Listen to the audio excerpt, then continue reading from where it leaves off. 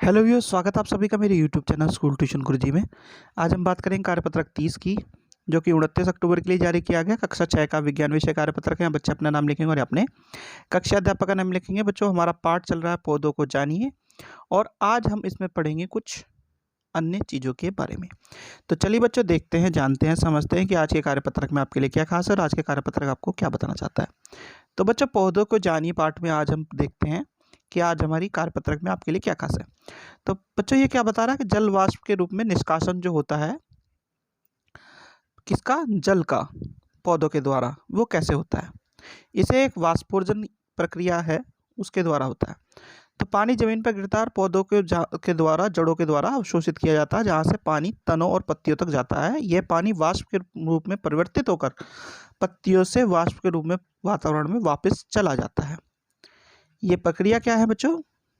ये प्रक्रिया है वाष्पोर्जन, जिसमें पौधों के वैवी भागों में पानी या जल की बूंदों को वाष्प के रूप में हास या नुकसान होता है और पत्तियों में उपस्थित स्टोमेटा द्वारा जल वाष्प वातावरण में बाहर निकलता है। और इसके द्वारा क्या होता है बच्चों? इसके द्वारा पौधे अपना जो तापमान है, एक निश्चित तापमान को, जैसे हमारा शरीर मेंटेन करके रखता है, वैसे ही उसे मेंटेन करने की कोशिश करते हैं बच्चों। जलावशोषण कहाँ से होता है बच्चों?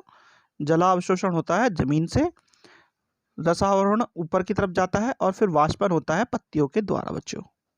चलिए आगे देखते हैं।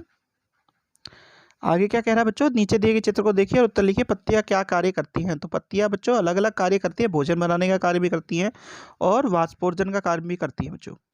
अब भोजन बनाने का कार्य कैसे करती हैं, जरा इसे देख लेते हैं।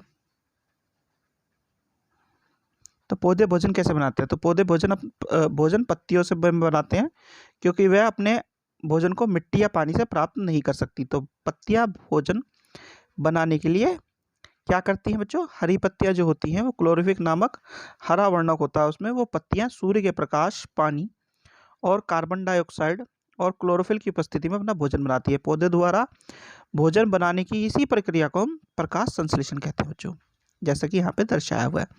यहाँ क्या दर्शाया है बच्चों? कि पानी इसने जमीन से ले लिया, कार्बन डाइऑक्साइड वातावरण से, और सूर्य के प्रकाश में इसने अपना भोजन बनाया और ऑक्सीजन को छोड़ दिया बच्चों। अब जरा प्रश्न उत्तर कर लेते हैं। प्रश्न उत्तर क्या है? सत्य और असत्य चिन्हित कीजिए। तो पहला प्रश्न है बच्चों, ये थोड़ा गलत लिखा गया है। एक पौधे को भोजन बनाने के लिए ऑक्सीजन की आवश्यकता होती है, तो ये सत्य है बच्चों, उन्हें ऑक्सीजन की आवश्यकता होती है। फिर है पौधों को मिट्टी से भोजन मिलता है, तो ये असत्य है, पौधों को अपना भोजन मिट्टी से नहीं मिलता है। फिर है पौधे अपनी हरी पत्तियों में भोजन बनाते हैं, तो ये सत्य है बच्चों।